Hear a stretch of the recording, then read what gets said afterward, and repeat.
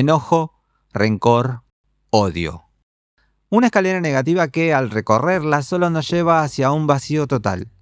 Una escalera que recorrió Charlie Nash, alguien que volvió de entre los muertos solo para cumplir su venganza, lleno de heridas pasadas que lo ciegan. Y a veces nos pasa eso a nosotros también, ¿no? Como padres y como hijos, hemos parado en los primeros escalones de esa escalera oscura. Pero ¿qué pasa cuando lo que vivimos nos lleva a recorrerla por completo? Vamos allá.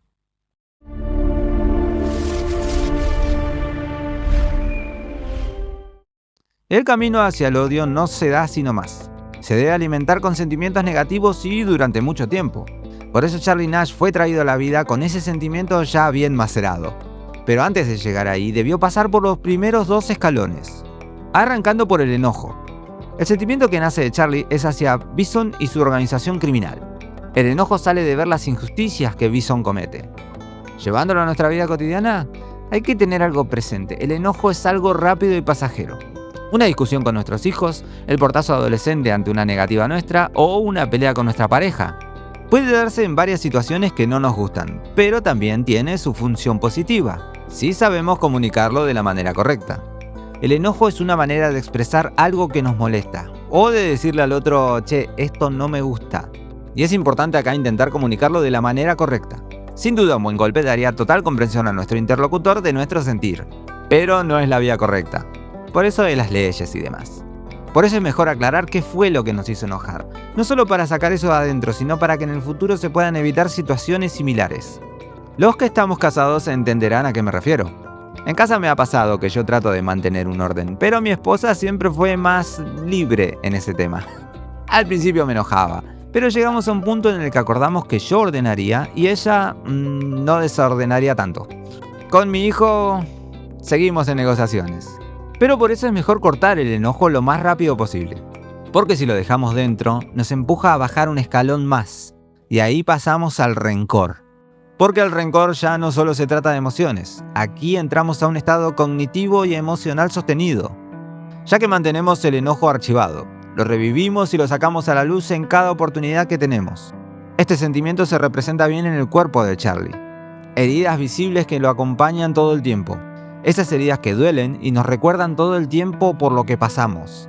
Porque el rencor nos ancla al pasado y a ese sentimiento de enojo original.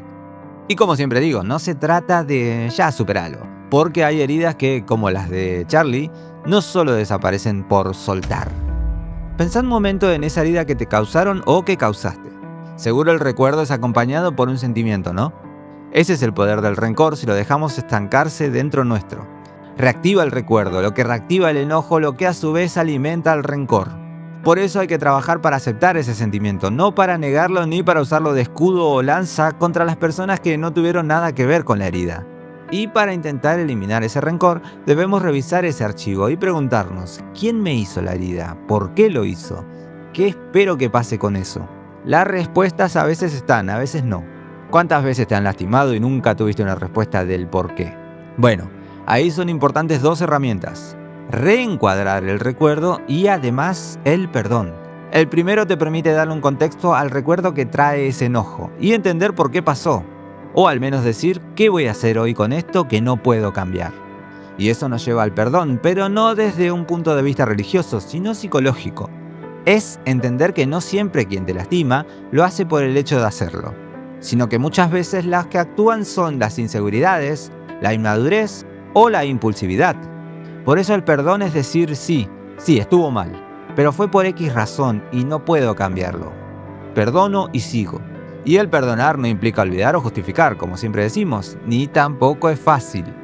Las heridas en el cuerpo de Charlie no desaparecerían ni dolerían menos por eso, porque la curación es interna.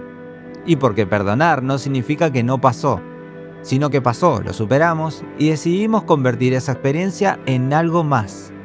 Si el rencor queda guardado el suficiente tiempo dentro, se oscurece cada vez más y podría empujarnos al último escalón, el odio.